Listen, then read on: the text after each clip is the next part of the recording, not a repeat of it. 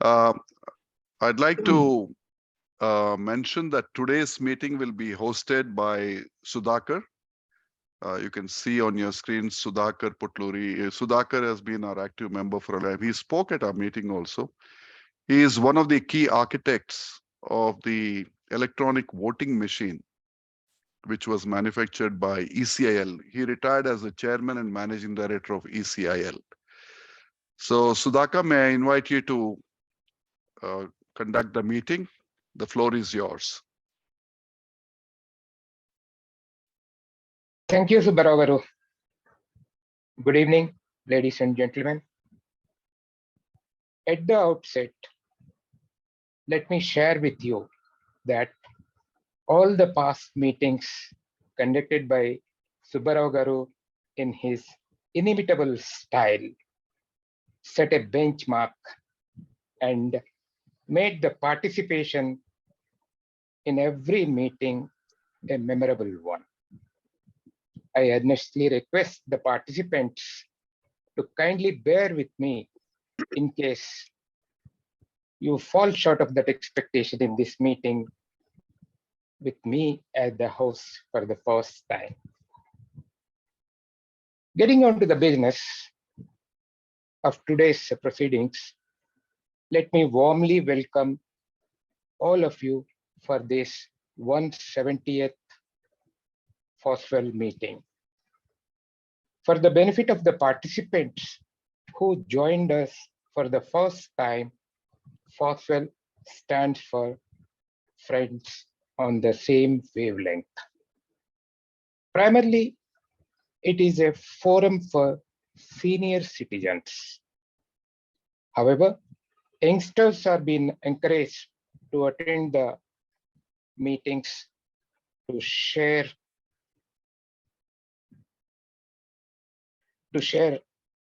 their knowledge and experience. This meeting regularly takes place on the third Saturday of every month. As Subbarao Garu has already mentioned in the chat box, for the new participants, if you want to receive the regular updates on the meeting, please type in your email address in the chat box. It is customary to start this meeting with a prayer, and I request our Sri Somasekhar Rao Garu to read the prayer. Somasekhar Rao Garu. Heaven of freedom, where the mind is without fear and the head is held high, where the knowledge is free, where the world has not been broken up into fragments by narrow domestic walls, where the words come out from the depth of truth, where tireless striving stretches its arms towards perfection, where the clear stream of reason has not lost its way into the dreary desert sand of dead habit, where the mind is led forward by thee into ever widening thought and action, into that heaven of freedom.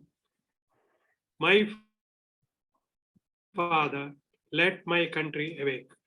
Thank you. Thank you, Somasekhar Rao Garu. Every of our FOSWL meeting has an endowment lecture, and today's lecture is in the name of Sri Gajanan R. Dalvi and Mrs. Ratan Dalvi. We are very fortunate to have with us in this meeting Sri Nitin Dalvi, who joined us from Atlanta in USA to share their brief details and anecdotes. May I now request Nitin to share these details. Subha, can you share that page? Yep. Just bringing it up. Yep.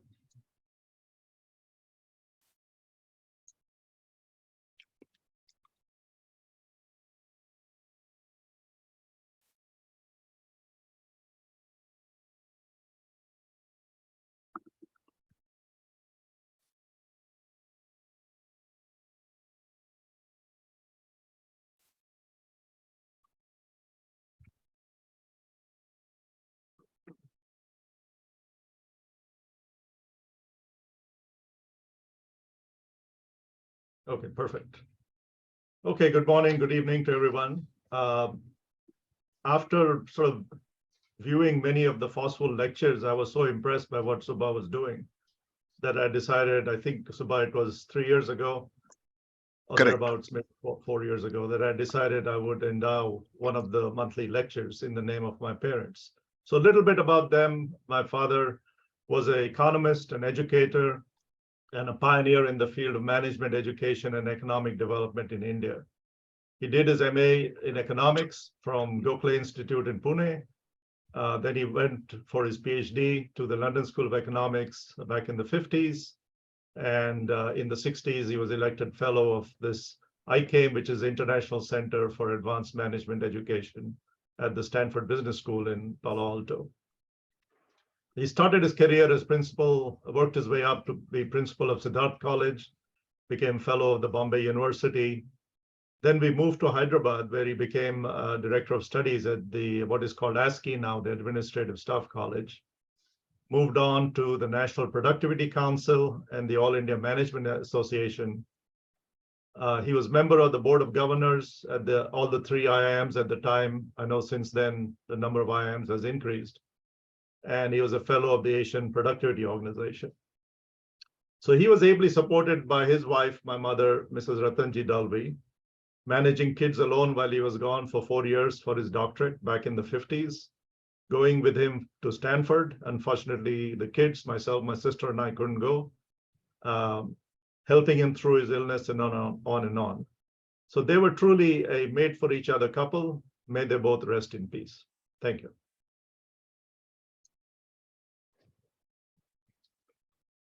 Thank you, Nitin. Diversity has been the hallmark of FOSWL meetings. People who made their name and fame in their chosen fields of passion shared their wealth of knowledge in the FOSWL meetings. FOSWL members are greatly benefited with the experiences shared by these stalwarts. In continuation with this norm, today's talk is yet another different kind of topic with which we are all passionately associated with. Every one of us have studied at some time or the other in our life about our own freedom movement or the Swaraj movement. However, while studying that, when we found that there were certain missing information,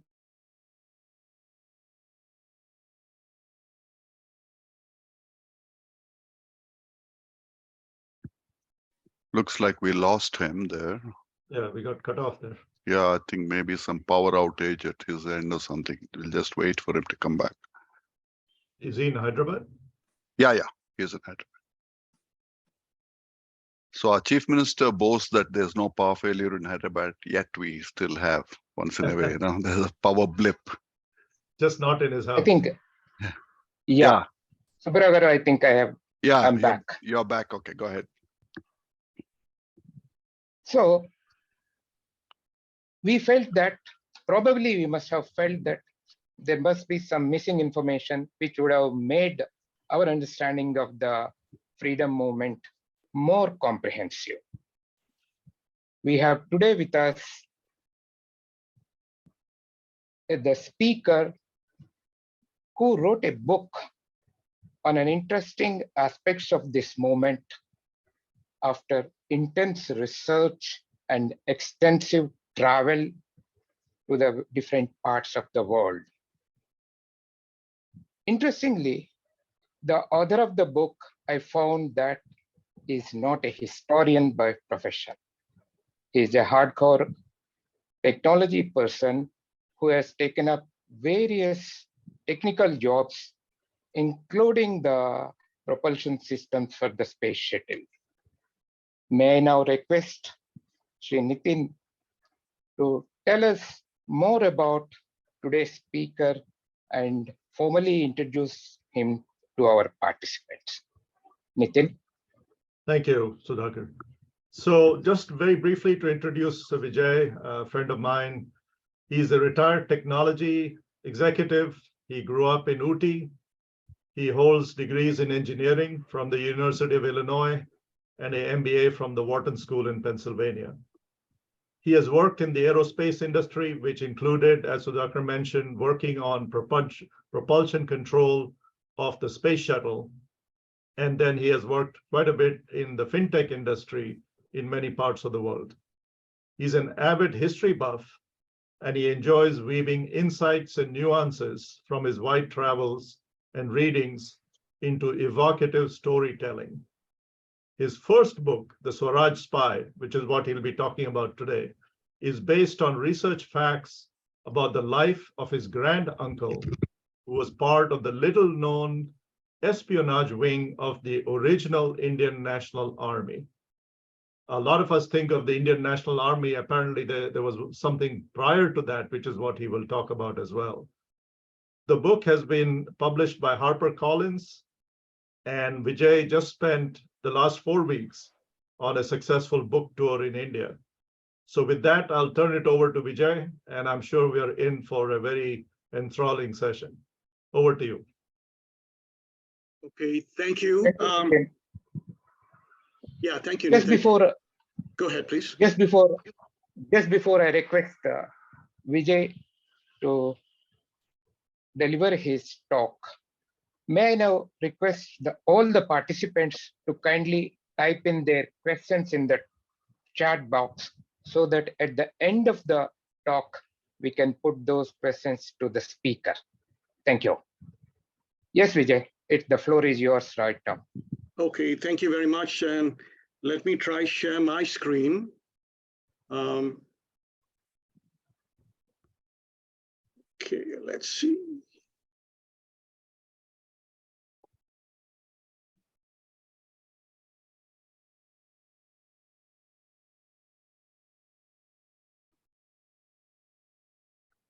Okay, can you see the presentation? Yes, we can. Okay. Okay, let's see now. I want to put it on slideshow. Bottom right of your screen next to the slider volume, this one, yeah. To the left. Okay. Yeah, that there one. You go. Yeah. Okay, terrific. Okay, Yep. great. So you all can see that slide, right? Yes. Okay, great. So thank you, first of all, to FOSWL for giving me this opportunity to share my work with you. Very happy Mahashivaratri to all of you. And really, you know, that beautiful poem, the Tagore poem that Mr. Somashekar read out is a good segue to this, because this is all about one of the quests to that haven of freedom that Tagore talked about. So this is a book, as Nitin was saying, that I spent quite a bit of time researching and putting together. And I will talk about, you know, how I went about writing that book in a little while. But what I will do today is I will divide really my presentation into two parts. The first part, I will talk about the actual history, putting it in context, setting the framework, if you will. And then the second part, I will actually talk about my book. The book is positioned as a work of historical fiction, but I will say that it is about 80% of it, 70 to 80% is really researched fact.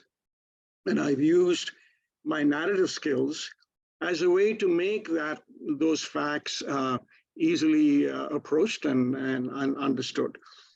The book, as Nitin mentioned, or one of you mentioned, has been published by HarperCollins India. It is available in bookstores and also on Amazon. And that website URL that you see down there is also someplace you can get additional info on the book. And if you do choose to purchase it, it can tell you how. So let me start with the historical context. So I'm going to start here with a level set question.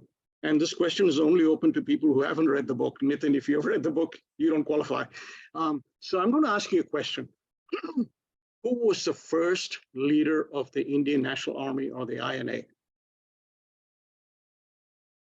My guess is most of you, perhaps all of you, will say, of course, it's Netaji Subhash Chandra Bose. And you would be wrong, because the first leader of the INA was a man called Captain Mohan Singh. So there was an INA in existence before the one that most people are aware of. And that one fell apart because of tensions between the Japanese and the Indians that I will take you through. So let me take you through the context of World War II, and then the troubled birth, if I can put it that way, of the INA. So World War II, some of it may be info that you already know. It began in September 1939, when Adolf Hitler invaded Poland, and France and Britain, based on their treaty obligations and their geostrategic interests, entered the war. And the war was fought in Europe initially. Italy joined on the Axis side, supporting Germany in 1940. And the Soviet Union had initially signed a non-aggression pact with the Germans. So Stalin was initially going to stay out of the war. But Hitler, after trying to invade Great Britain and failing, or giving up, if you will, he turned around and he attacked the Soviet Union. And so the Soviet Union came into the war on the side of the Allies in 1942. So it was almost kind of like, a set of dominoes, one country at a time joined the war. It wasn't as if all of the participants were on either side right from the get-go. Japan and the United States joined the war in 1941 after the attack on the Japanese attack on Pearl Harbor. So it was a gradual whirlpool that sucked in the entire world, and the entire world, because these were colonial times. So the British had their empire, the French had their empire, the Dutch had their empires. So when they entered the war, they sucked in their empires as well. And India being a major contributor to the war effort on the part of the British. And not a lot of people know this. 2 million Indian soldiers fought for the British in World War II. And not to mention the financial resources that the Indian Exchequer actually paid the bill, so to speak, to help Britain fight the war. So that was kind of the broad context of World War II. Now let me come to the Asian theater. In a sense, if you look at Japan and if you look at the UK, they're very similar. They're both island states with very few resources. They're resource-starved nations, right on the edge of a massive continent. So the British and the French and the Dutch and all of the European powers got into the act of, if you don't have resources, well, I'm just going to go grab it from somewhere. They started that process in the 1600s. And so by the time the World War II timeframe came about, they had already established their empires. Japan was a latecomer to all of that. They also realized that, listen, I mean, if all these people have empires, well, we need to have one of those as well. So they started out with attacking China. So they were engaged in a pretty bloody invasion of China way before World War II started. And in order to stop Japan and also other geopolitical motivations, which I won't go into, the United States used its favorite weapon, which it still tends to do. It sanctioned Japan. It first restricted and then embargoed oil, steel, iron, and so on to try and change Japanese behavior.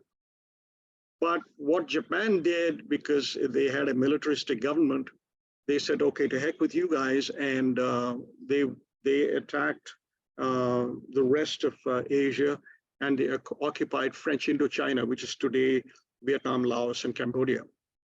At the same time, they were negotiating with Washington to try and get these sanctions removed, but Washington wouldn't budge.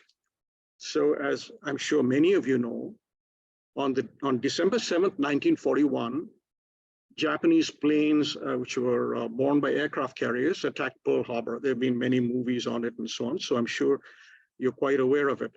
But very few people know that at the same time as the Japanese were attacking Pearl Harbor, they bombed Singapore, and they started landing troops on the Malayan Peninsula. So remember, I told you they had already occupied what is today Vietnam.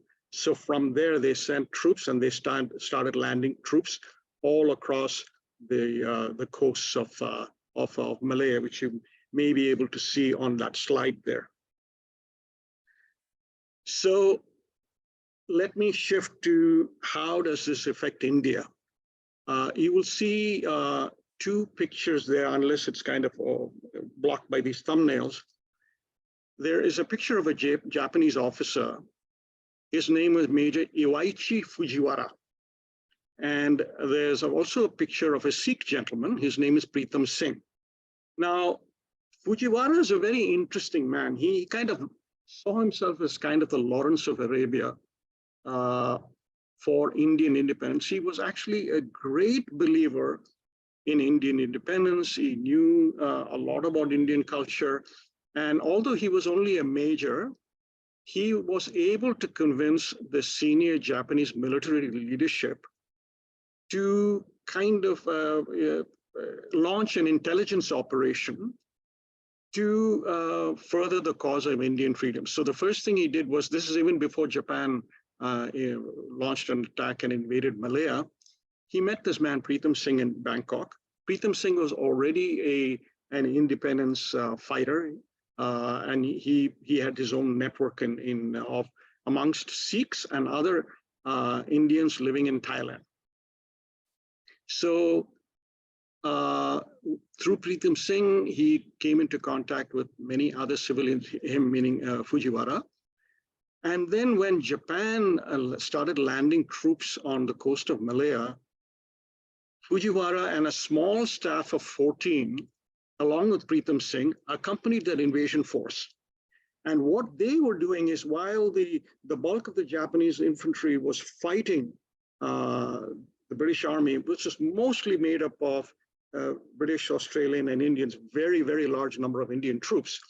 Wherever there were Indian troops, what Fujiwara and his small staff did was contact the Indian troops and basically sell them on the whole notion of, why are you fighting for the British here? They're colonizing you guys, and why don't you, join our side, and we will help you gain independence for India. So one of the people whom he was able to convince is a man called Captain Mohan Singh, who was with the 114th Punjab Regiment. So that first leader of the INA that I spoke of was this man, Captain Mohan Singh. So, and while the British had their established defenses all along the roads in Malaya, and their big shore batteries in Singapore were facing the ocean to just blow out of the water any invasion fleet, what the Japanese did was they came rapidly down the Malayan Peninsula, and they did not use the roads. They actually used jungle paths, and they used bicycles to kind of constantly outflank the British, and came rapidly down the Malayan Peninsula. And Singapore fell on February 15th, 1942. So after Singapore fell, you will see on the right side of that slide there, the Japanese took a very large number of Indian troops. And those pictures there that you see are actually from that event. They assembled all of them in a place called Farrer Park, which is the racecourse in Singapore. And those were Indian soldiers, but they removed all the British officers. They separated them from the British officers. And there was an announcement made by several people at that event, including Mohan Singh and Fujiwara, that we are today announcing the formation of an Indian National Army, which will be led by Indian officers for the sake of Indian freedom. This is way before Subhash Bose and everything, right? This was in 1942, in February 1942. So the initial estimated strength of the Indian National Army was about 16,000. So about 3 brigades, let's say. So at this point, the Japanese High Command came to the conclusion that Fujiwara's work is done. You know, his Lawrence of Arabia work to kind of initially form this Indian National Army is done. So while the leadership changed and enter this man that you see on the slide with glasses, his name is Hideo Iwakuro. Now, this man is a very fascinating character. Remember the negotiations that I told you that were going on between Washington and Tokyo before the attack on Pearl Harbor? Hideo Iwakuro was the military attaché in Washington. During those negotiations, he spoke fluent English. He was also the founder of the Japanese CIA, if you want to call it that. It was called the Nakano Spy School. So he had an intelligence background, he had a political background, and he was a very ambitious politician, soldier. So he took over leadership of this Japanese effort to help the INA. Okay, so under Iwakuro, the word Kikan means organization. So there was the Fujiwara Kikan, and now it's the Iwakuro Kikan. A lot of things happened. So under Iwakuro, remember I told you Fujiwara had only a staff of 14 people.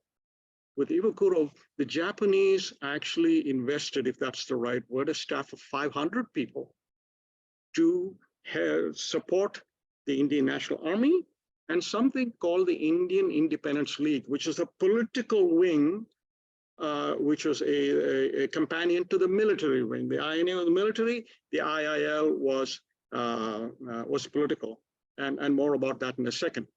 And they also established, given Iwakuro's intelligence background, a spy school to train Indians in espionage and sabotage and what have you. And that's where my book comes in, and a lot of it is about the spy school. They also had a person from the Diet, which is the Japanese parliament, to give it political heft.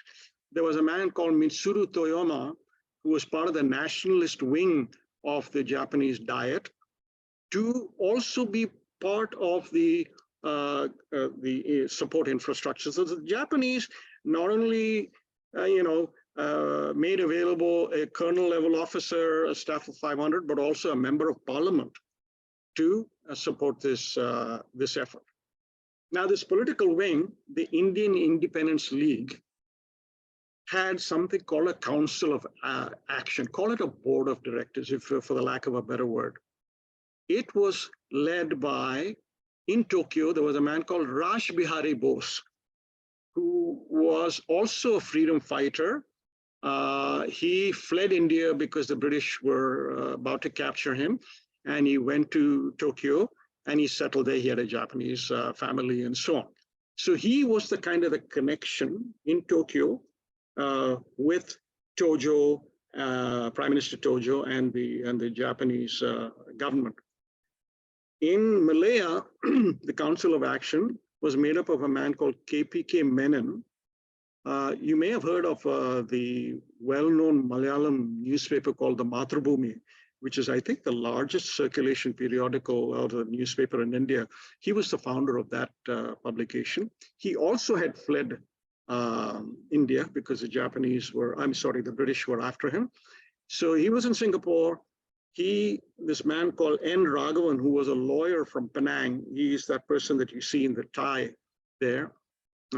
He was a very prominent lawyer. So KPK Menon, Raghavan, Mohan Singh, whom I spoke about, the captain who was later promoted to general to lead the Indian Army, and then another man called Colonel Gilani, who was ex-Indian Army. So this was kind of the board of directors of the Indian Independence League. So again, So you have the IIL, which is political, you have the INA under Mohan Singh, which is military. And so that was the structure that was put in place. Now, there are two things that I need to tell you about. There was a conference in Tokyo and a conference in Bangkok.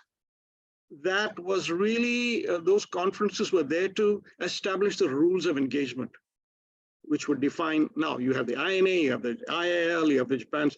How are all of these different organizations going to work with each other? What can they do and what can they not do? So all the Indian representatives from all over Japanese occupied territories, Singapore, Malaya, Burma by then, and then Thailand, even though it was neutral, Hong Kong, they all got together once in Tokyo and most importantly in Bangkok to really create these rules of engagement, which and that resulted in something called the Bangkok Resolution. I bring this up for a very important reason. The Bangkok Resolution, one of the things that it asked for was a written undertaking from Japan, from the highest level of the Japanese government. They asked for a written undertaking from Japan, which would say that Japan had no colonial interests in India, because these people were clairvoyant enough or farsighted enough, the Council of Action members, to recognize that, look, I mean, if we aren't careful, we will just swap the Japanese out for they swap the British out for the Japanese. And they kept insisting on that agreement, which, by the way, the Japanese never signed, not during this first INA, and they did not sign that even after Bose came in and resurrected the INA. So, big powers will do what big powers will do, right? So, that's why the Bangkok Resolution is important. So while this agreement was kind of in limbo, this Bangkok Resolution, Mohan Singh was the leader of the INA, kept pushing back on Iwakuro's request to move troops to the Burma border. He said, yeah, fine, I'll move the troops. These were Indian troops. Again, these were all the POWs that I talked about at the Farrer Park. They were organized into combat units, but he dragged his feet, Mohan Singh dragged his feet on moving those troops, saying, okay, you give us the Bangkok Resolution first, and then we'll do what you want. So right from the beginning, there was tension between the Japanese and the Indians because of this very important reason. And so that was happening at the macro level. At a more micro level, there was a spy school also established, which was called the Indian Swaraj Institute in Penang, in today's Malaysia, which was headed up by Iwakuro, given his intelligence background. And he brought some of his best officers from the Japanese spy school to staff the school. And my book talks about all of them. And this man, Raghavan, who was the lawyer, he was also the head of the school. So while they were training agents, this tension was going on between the Japanese and the Indians. And then eventually what happened was from the spy school, 20 agents were sent by the Japanese to India before they were ready, and without telling the Indian side of the management of the spy school. That was the last straw that broke the camel's back. So eventually, to cut a long story short, that first INA was shut down by the Japanese. All these principles that I talked about, Mohan Singh and others, the Japanese arrested them in late 1942, and the INA was almost dead. It was kind of kept on life support by this man, Rash Bihari Bose, that I told you about in Tokyo. And then Rash Bihari Bose requested Tojo, the prime minister, that, look, I mean, if you want to keep this thing going, there's only one man that can do it. That's Subhash Chandra Bose, who by then, again, without getting into a lot of detail, he had escaped from India, went through Afghanistan, the Soviet Union, and he was trying to get Hitler to create an Indian National Army in Germany. And by then, Subhash Netaji had realized that Hitler was to be charitable, kind of a strange character. and he was not going to be supportive of creating a really full-fledged INA. They created something called the Indian Foreign Legion, which is kind of a symbolic force. So anyway, what happened was Hitler agreed. They put Subhash Bose on a submarine and brought him all the way from Germany through 2 submarines. He was transferred to another submarine off the coast of South Africa, and he came to Malaya in July 1943. And it's only after that that the INA was revived, and it was called the Azad Hind Fauj, and also the provisional government, Hukumat-e-Azad Hind, was formed. And then the rest of it is history that I'm sure we know. So a lot of what my book is all about is this previous history, because that is where my granduncle, who's the protagonist in this book, was both a cadet and an instructor in that spy school. So let me tell you a little bit about the book. The synopsis of the book, Dr. Shashi Tharoor was kind enough to endorse this book. You can see what he has said. He said it's an engrossing story that delves into a place in time that writers and historians have unjustly overlooked for a long time. And Vijay Balan guides the reader through fascinating landscapes, high political drama, and the inner transformations that the savagery of war can provoke, a compelling work of historical fiction based on the author's granduncle's life, well worth reading. So my book is really, I often tell people that my book, although it is fictional, it is very largely based on fact. It took me about 6.5 years of digging and also travel many times to India, because as I said, I live in Atlanta, and then and Singapore, Malaya, and also interestingly enough, my writing style tends to be pretty visual. So I visited these places to get a visual reference of what these places look like. But going to modern day Singapore doesn't really help me understand what Singapore looked like back then. So in addition to this kind of research work, I also spent, if you actually add up the number of hours that I spent on YouTube videos, it must be weeks, to really look at, okay, what did Singapore look like back then, right? What did it sound like? What happens when in an air raid and so on? So that was another kind of research that I did.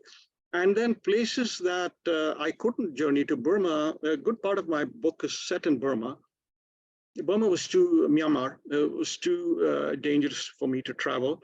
But since I knew where this man, Kumar Nair is his name, my granduncle, had been to, I was able to sit in my study in Atlanta and use Google Earth and really understand what those places look like. So I tell a lot of people that my book is really about 3 intersecting journeys.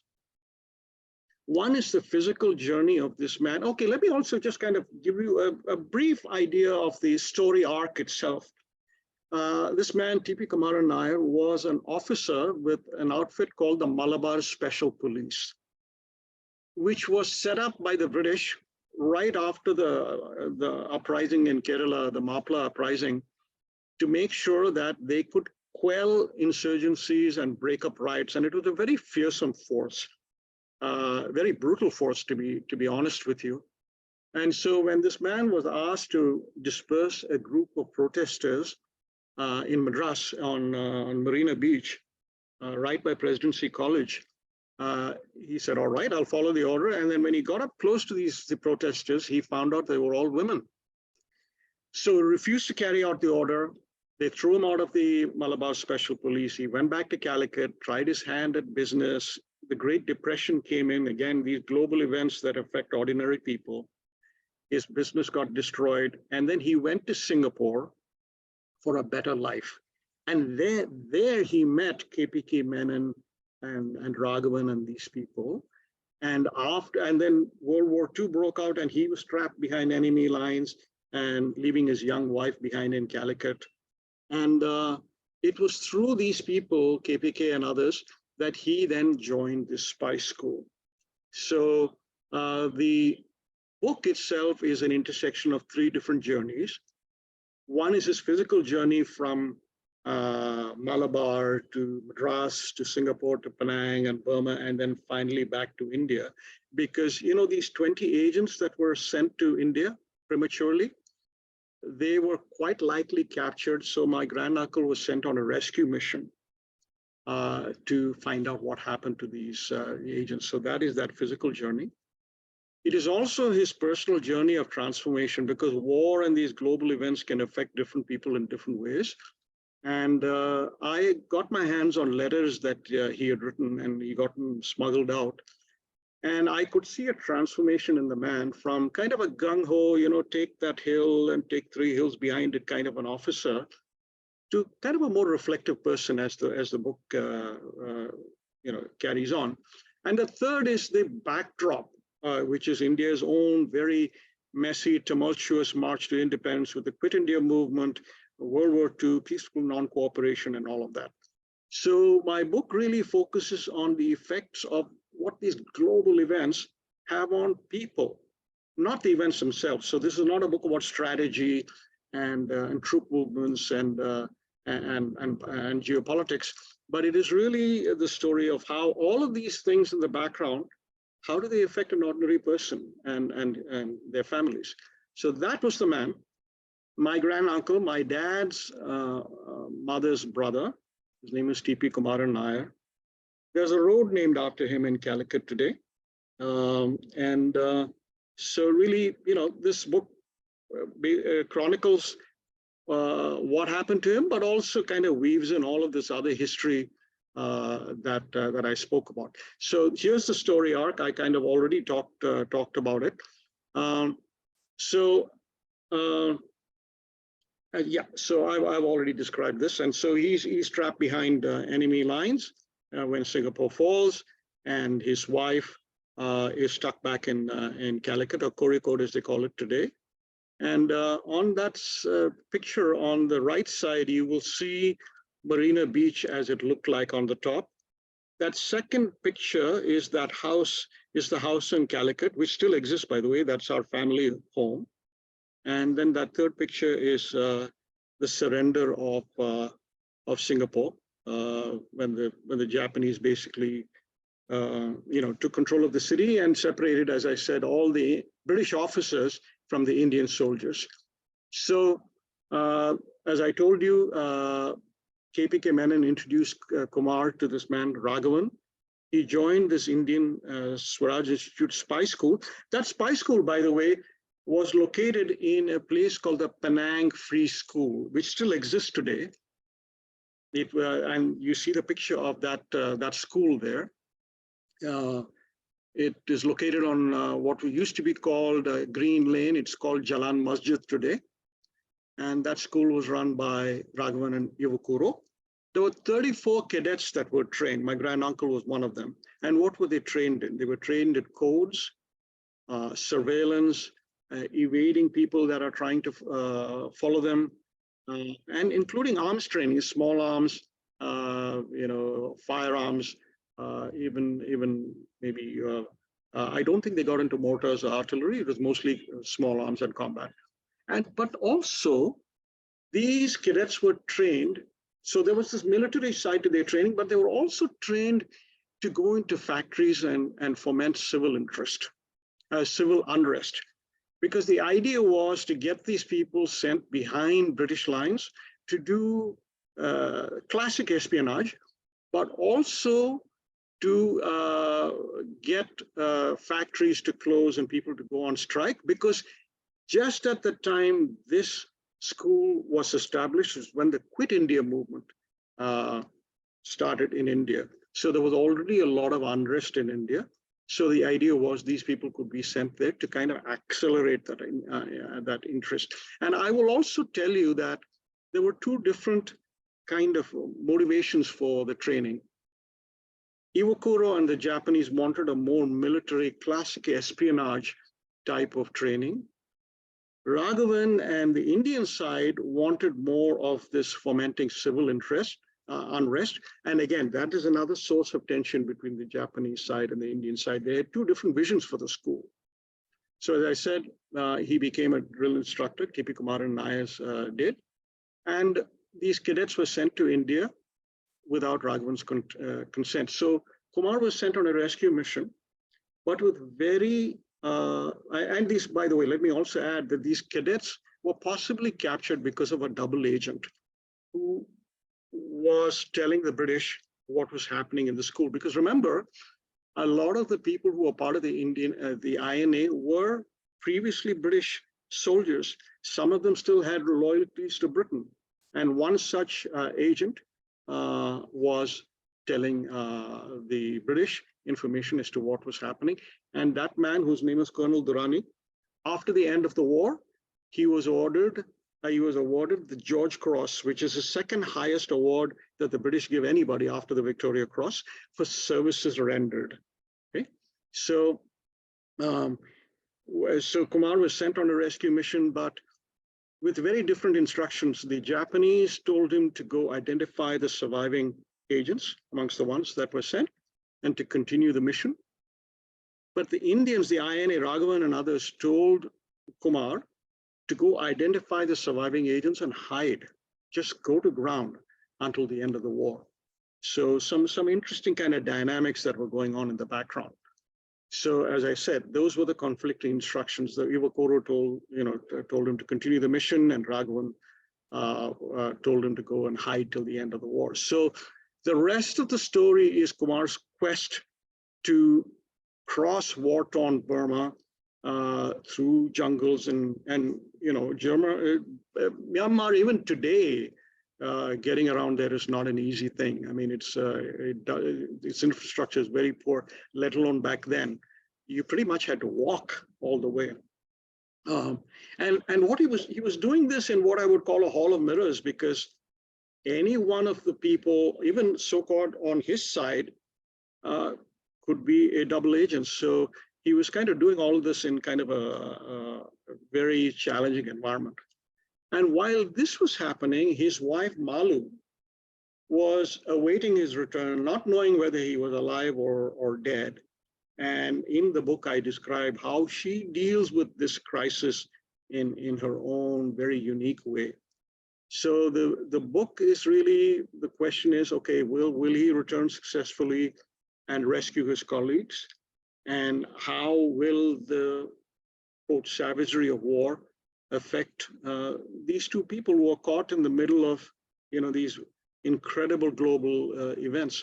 So, what I find is that when I speak to readers, they kind of connect to the book in one of three, or a combination of these three layers. The one is kind of the adventure and intrigue in evocative landscapes, Malaya, Burma, and so on.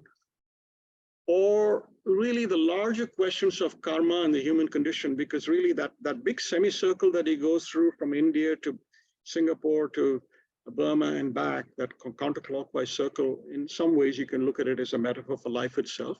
So there are questions on karma and the human condition.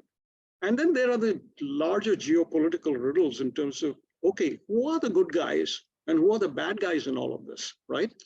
Are the British the good guys? Because many of the soldiers refused to join the INA because they had the oath of allegiance to Britain. The Japanese, yes, they helped the INA, but then they had their own agenda. And they also committed atrocities, let's be honest. I mean, the way they treated the Chinese was brutal, and I get into some of that in the book. And the INA itself, were they being used by the Japanese, and how did they push back? Were they successful in their pushback? So there are some of those larger geopolitical questions as well. And so, as I said, I find that people connect to the book in different ways, and they engage with me on different aspects of the book, and some of them, kind of connect in more at more than one layer of the book.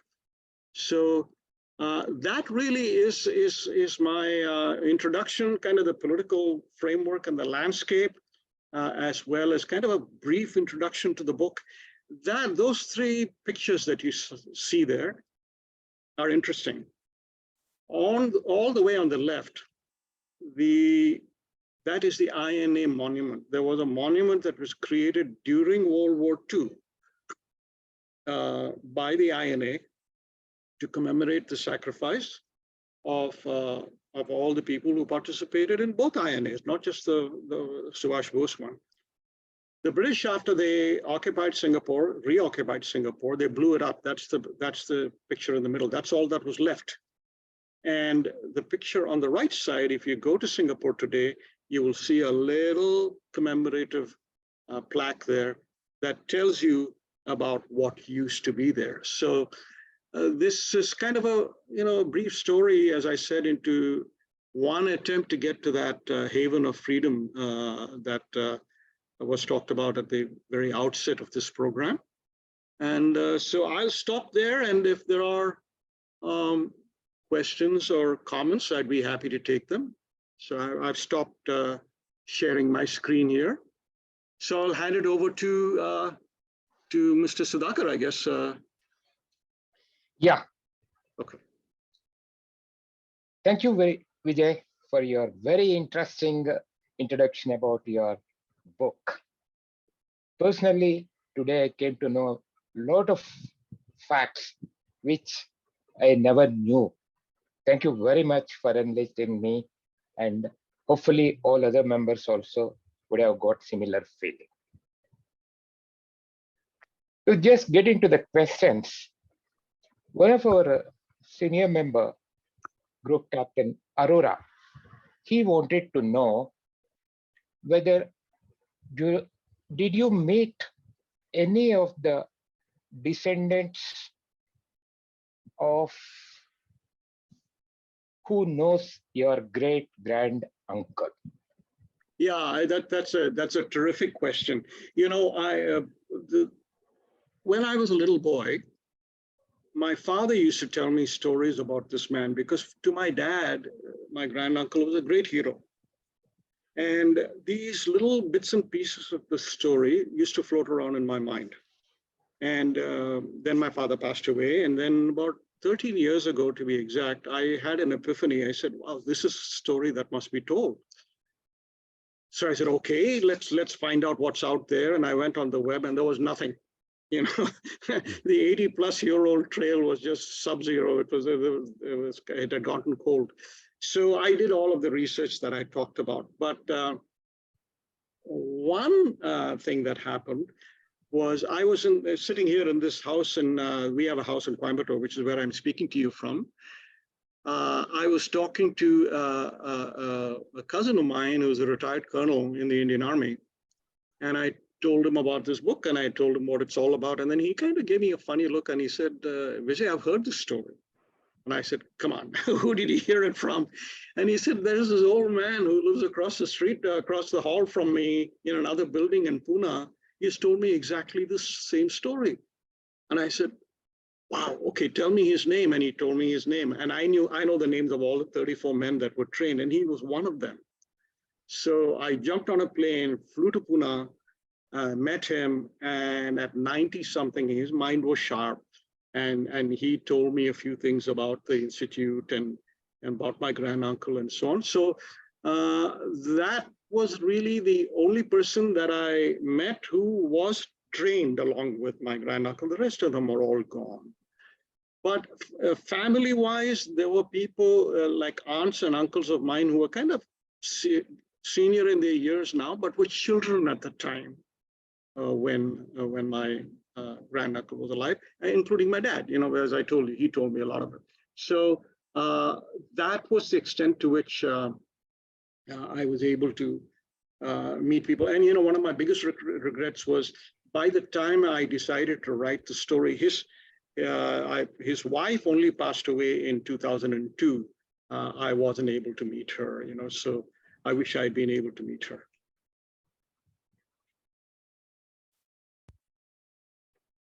Vijay, yet another important aspect of the earlier question, if at all you have made an attempt to meet any of the descendants of your great granduncle, what kind of efforts you made and how much extent they were successful, other than the close relatives? Yeah, so my granduncle and his wife did not have any children, so there really weren't any direct descendants for me to go talk to. But as I said, there were, as you'll find out when I hope you read the book, there were other members of the family who were also with him in Singapore, and some of them were children at the time, and they had clear memories of what happened. In fact, I'll tell you one without giving away too much about the book. My granduncle and two of his brother-in-laws, they evacuated his sister and two small children from Singapore in the middle of an air raid. And one of those people who was a small girl, she was probably about a 10-year-old girl at that time, she almost drowned in the process because the ship ran aground and so on and so on. So I actually spoke to her, and it was really interesting because it was also kind of sad, to be honest, because my talking to her about this triggered those memories, and she started talking about, I'm in the water and I need to get out. I mean, it's almost she had a flashback. So that was, those were some of the kind of things that I talked about. But in terms of the INA itself, as I told you, there were two INAs, right? There is a wealth of information available on the second INA after it was revived by Netaji Subhash Chandra Bose. There is very, very little out there about the first INA. So I really had to do a lot of digging and do a lot of research to find out more about that first INA. There's not a whole lot out there. Another related question, Vijay. Was INA responsive, or anybody you met or you had contacts with INA were responsive to your research? Absolutely. Yeah, sorry. Yeah, please complete. Or were they not cooperative? No, they were more than cooperative. They tried to help to the extent that they knew things. But I told you there was a lot about the second one and not about the first one.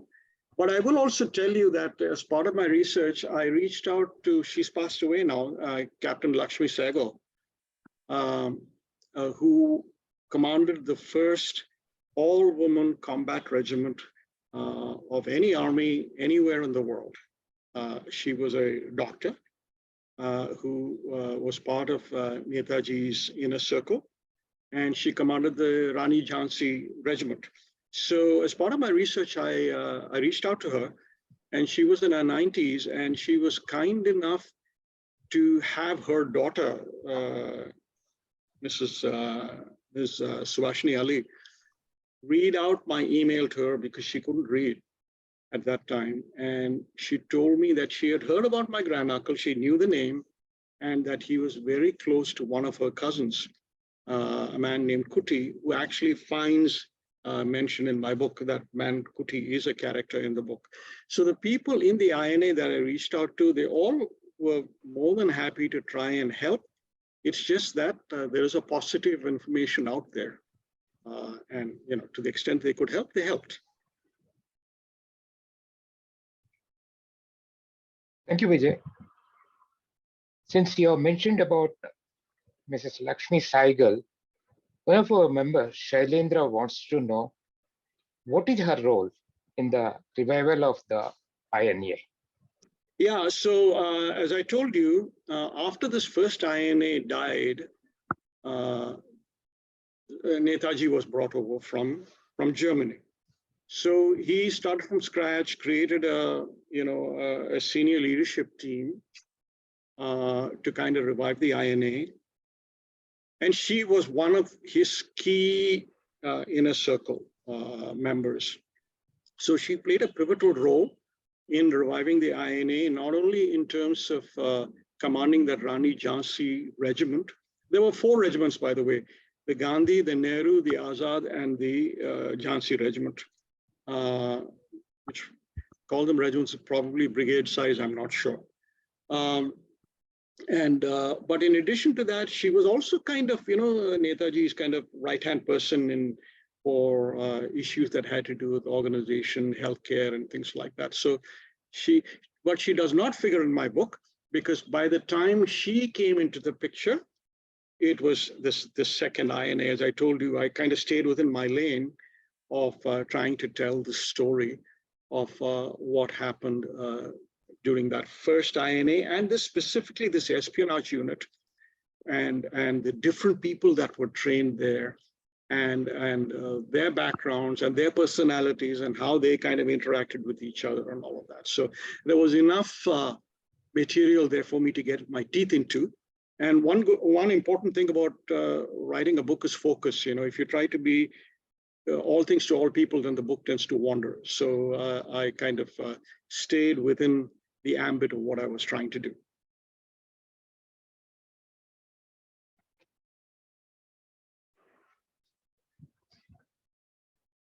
Then Nitin wants to know what happened to Colonel Durrani. Great question. Colonel Durrani, he was actually, you know, when he was a POW, my guess is he was a major. I think he was promoted after the war. And as I told you, he was given the George Cross. Okay, so Colonel Durrani was actually part of the Bahawalpur state forces. If you remember back in colonial days, you had the British Indian Army, which had regular regiments, and the state forces, the states also had their own army, like Mysore, Jodhpur, all of these states had their own armies, which then they made available to the British Army. This man was part of the Bahawalpur state forces. Bahawalpur is a place in today's Pakistan. And after independence and partition, Colonel Durrani moved to Pakistan and he joined the Pakistani army. And I think his unit became part of one of the Baluch regiments. I don't remember the exact, I have it in my notes, the exact regiment number. I don't remember right off the top of my head. So that's where he went. And I think, you know, he lived there until he passed away. Since you mentioned about the partition, what was the role INA played during the partition of India and Pakistan? None, actually, because what happened was this. Okay, let's look at the chronology. The war ended in 1945. In August 1945 was when, you know, the United States bombed Japan and Japan surrendered.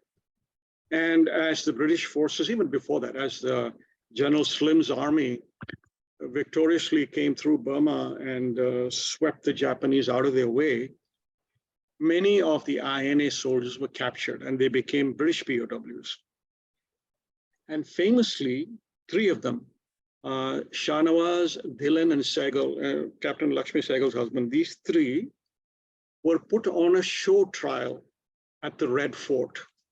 And what the British wanted to do, and very interesting, Hindu, a Muslim, and a Sikh. And what the British wanted to do was to use that as an example. What they wanted to do was to try and convict them, and the punishment for treason is death, right? So what they wanted to do was to try them and execute them. And these are the famous INA trials. You can Google it. And but what happened was these trials were conducted not as a secret in-camera trial. These were public trials. And they captured the public imagination in the run-up to independence. And the entire country got excited about these trials. And it became a big, huge news item of its day. Bhulabhai Desai was the man who defended these three. Pandit Nehru actually donned his lawyer's robes after a long time and argued the case and all of that. And to cut a long story short, the British realized that the mood was too volatile, and the best thing that they could do was to acquit them. You know, the British were very clever in terms of their own strategies. I mean, they knew when to use discretion as a better part of valor, right? So, they were acquitted. Now, and then many of the INA soldiers just kind of went on their own way. They were not, most of them were not allowed to come back and join their former units. because armies tend to have a very strong code in terms of, okay, if you've kind of moved away from a unit once, you don't get to come back. With very few exceptions, they all went back to civilian lives. So the INA itself ceased to exist. It had ceased to exist even before that, because once the British Army,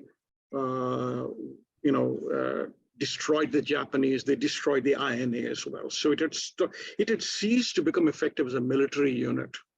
Its cohesiveness was gone. But I will tell you that my own view is that while the INA could not tactically achieve its objectives of liberating India, it's my belief, and this is just my personal opinion, that they actually achieved their aim in a strategic way. And let me explain. So the first thing that happened was the INA trials. Shortly after that, in 1946, there was a famous Royal Indian Navy mutiny. The Western Fleet of the Indian Navy rebelled, and for various reasons, because of mistreatment in the hands of the British officers, poor pay, blah blah blah. But also the undercurrent of this movement towards independence, the INA trials, and all of that had also influenced, had a role to play. Scholars will debate as to how big a role. So you had the army, which was a little bit unreliable. You had the navy, which had rebelled. And I think, if I'm not mistaken, there was an interview with Lord Linlithgow, who was the viceroy before Wavell, I think, I'm not sure. Or he was the constitutional advisor. I can't remember exactly. But he's reputed, he's quoted in a source that I have, that one of the reasons why the British chose to leave India was that they felt that they could no longer rely on the armed forces to hold India for them.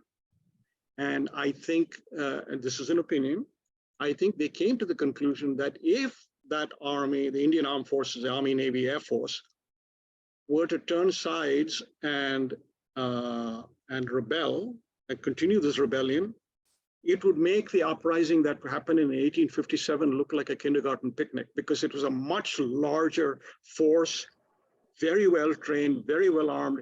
There was an Indian officer corps right up to the level of brigade, like Timaya, General Timaya, who later on became the chief of army staff, was a brigadier. So there was a kind of a senior leadership team, and because of all of that, the British perhaps came to the conclusion that, look, it's time to leave. And also financially, they had trouble kind of holding on to the colony. But think about this. What does the colonial formula look like? The colonial formula is one of extracting wealth from the colonies, mineral, tangible resources, anything that's not bolted down, what have you, and then adding value back in the home country and selling goods at higher prices back to the colonies. That's how that whole colonial equation works. And once that's gone, then colonial powers like Great Britain and France and so on would have to find other ways to maintain their standards of living. So logic would dictate that if it hadn't been for other extraneous circumstances, colonial powers would have found a way to keep those colonies. Churchill famously did not want to give India independence, because he knew the financial equation was in their favor. So they, again, I'm giving you opinion here, there should have been pretty compelling reasons to convince the British that they had to leave. And in the end, they left. So kind of a complicated answer to that question. I'm not talking about partition itself, because by then, as I told you, the INA had ceased to become effective. But I believe the INA did contribute at a strategic level to gaining independence for India, even though they actually failed on the battlefield. But what they were able to create was doubt in the minds of the British that they would not be able to hold on to this geography anymore, and it was time for them to head home. I just wanted to ask you one question. Did your research focus on any kind of interaction, either formal or informal, between INA and the parallel Indian freedom movement? There were, keep in mind that there was a wartime boundary between what was going on in India and where the INA was active, which was in wartime Burma and Malaya. But there were radio transmissions that were going back and forth.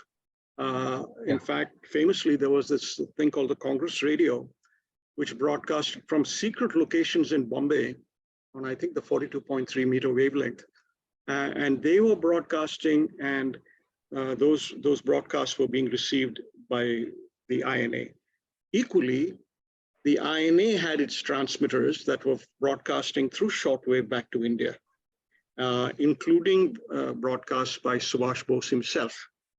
So there were interactions of that sort, but in terms of physical interaction, the wartime boundary, I mean, the people had to cross war zone. Yeah. But, it's interesting to ask me that question, because that was the very purpose of the spy school.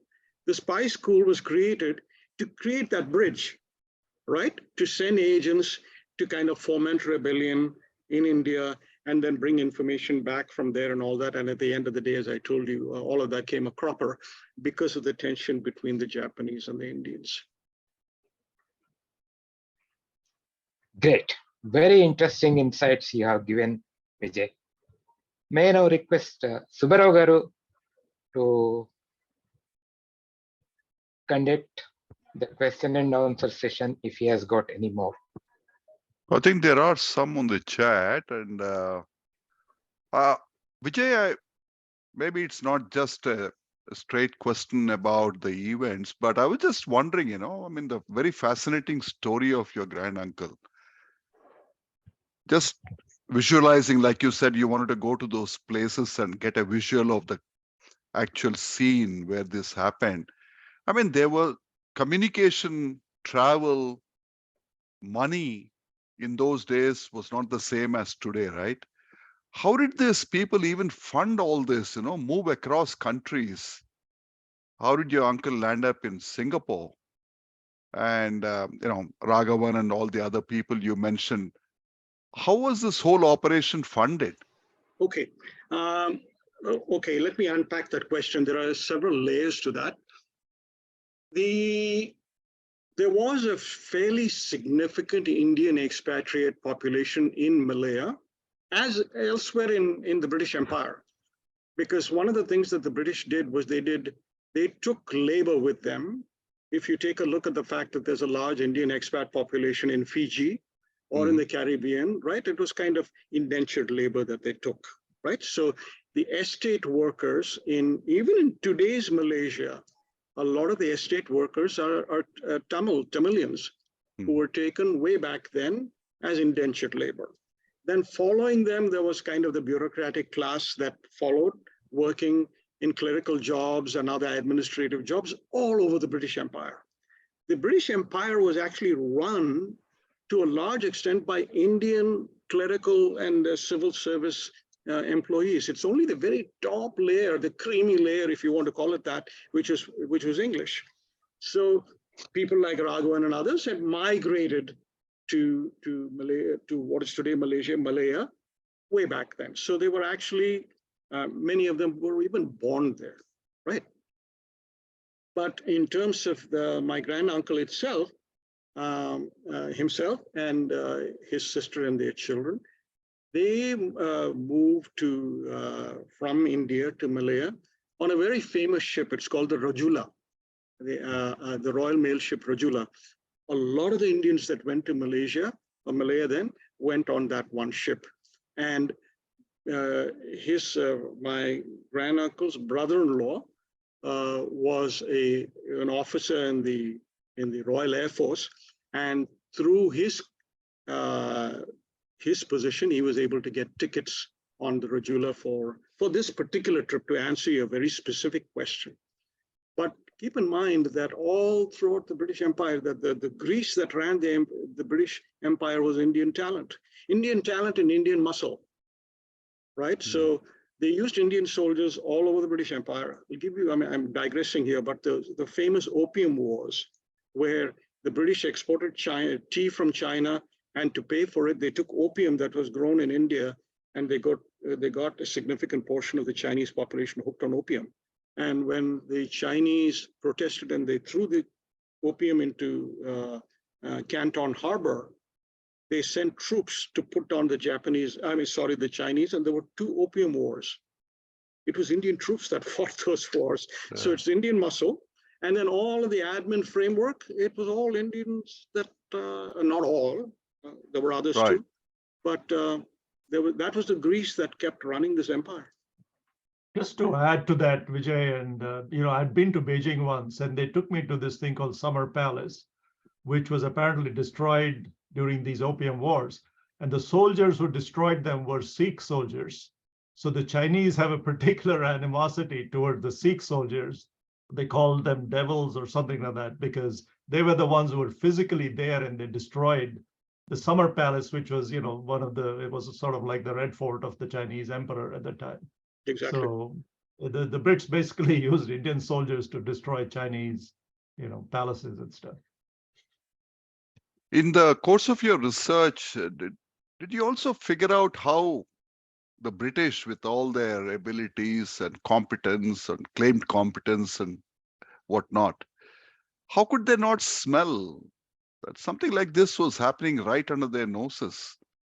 This whole INA, people moving here, the spy school. I mean, it was over a period of time, right?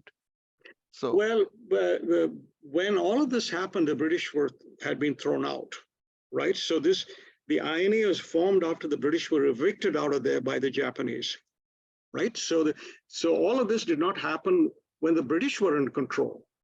After World War II broke out, the Japanese came down and basically threw the British out.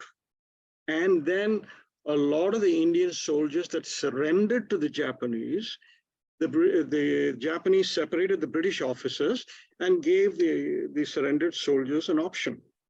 You can either remain POWs or you can join this INA, right?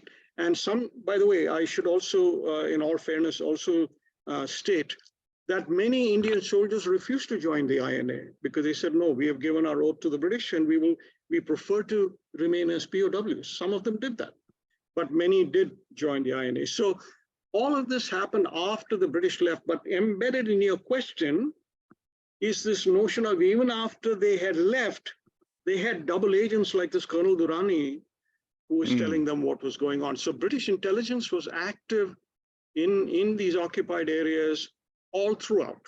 They had agents everywhere, right? Even after they were defeated and removed from power, their intelligence units still operated there. If we have time, one last question, Sudhakar, is did you? Sorry. Yeah, go ahead, Subarao. No, I just wanted to ask Vijay if what's your opinion on why the whole Indian system speaks so little about INA and its efforts, be it in our school history or or history books or history novels. Probably you're the first author who was trying to bring to light some of these facts that you narrated to us. I don't remember to have read or heard about this. Though, interestingly, I must tell you this, just yesterday evening, we were driving back with a couple of friends. One of them is on this call, and the other person, his father was in the IB. So I was telling, are you attending this call? His name is also Vijay, incidentally. So I said, are you attending? It'll be of interest to you. Did you hear of this? And he narrated this incident of where your granduncle refused to follow the orders in dispersing that all-women crowd. Oh, really? He mentioned, oh, he's just joined. I can see other Vijay there, Vijay Raghavan, his father. So it was, when you were narrating it just now, it was such a coincidence So I was wondering, did you figure out why we Indians, I should say, or the governments of the day since independence, why are we shy of why are we camouflaging this aspect of our freedom fight? Because they had a strategic role, you said, right? INA. Yeah, at least that's my opinion. I mean, there may be other scholars and other people who may have a different opinion. I think in terms of, okay, again, let me unpack that, because the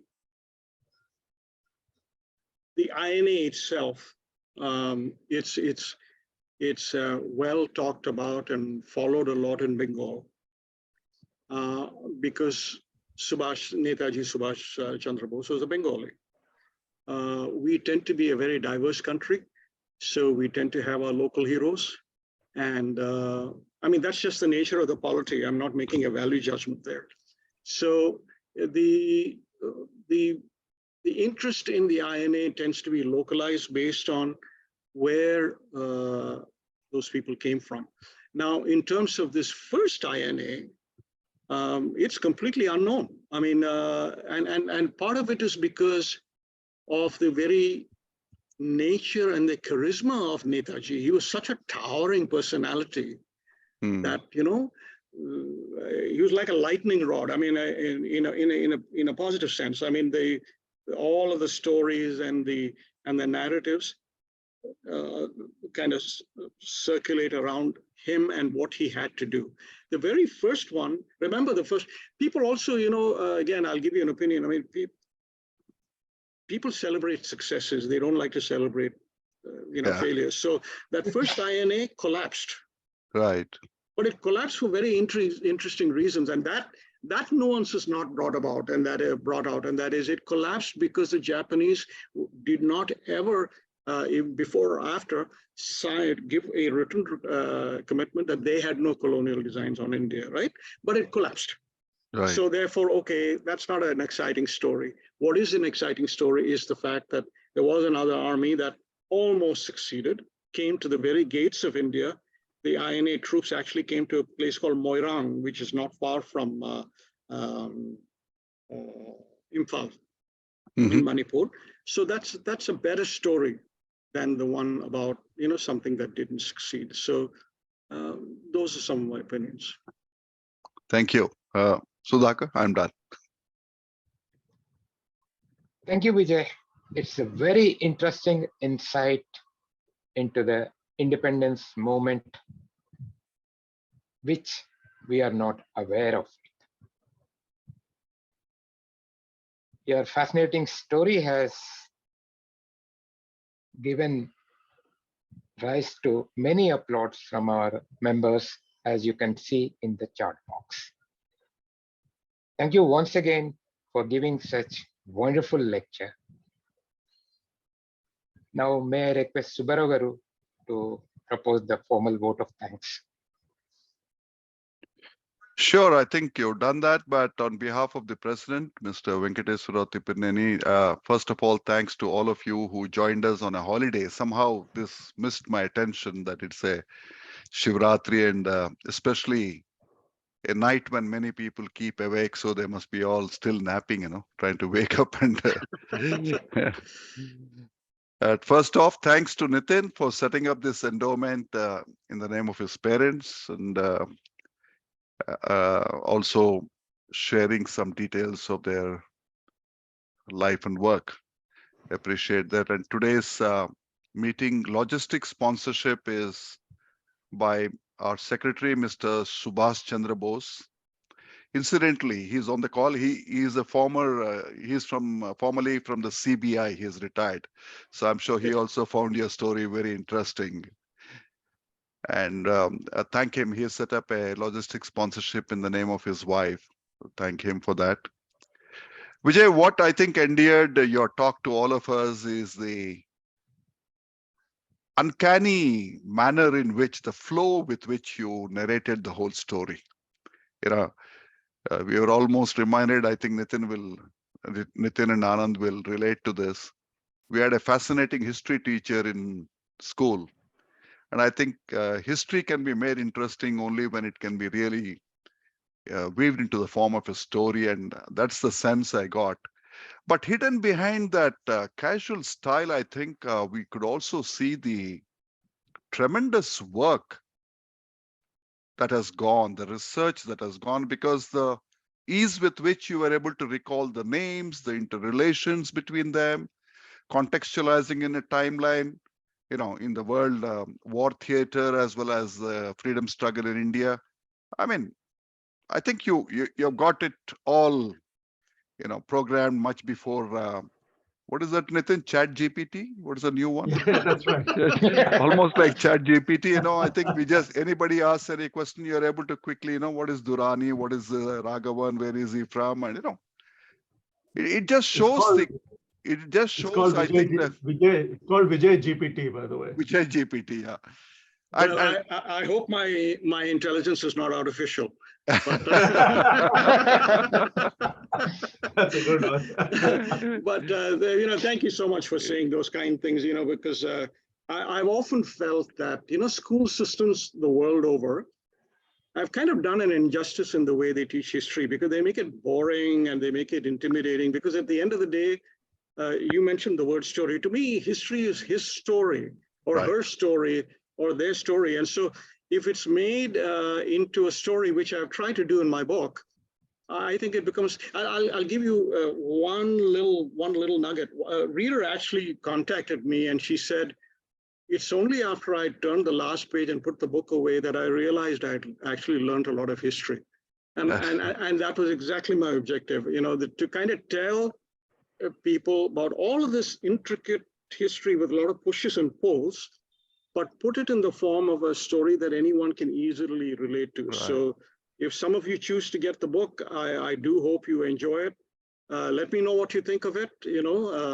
I'll share my email address with you all. Good, bad, or indifferent. If you like it, please let me know. If you don't, please let me know too. Yeah.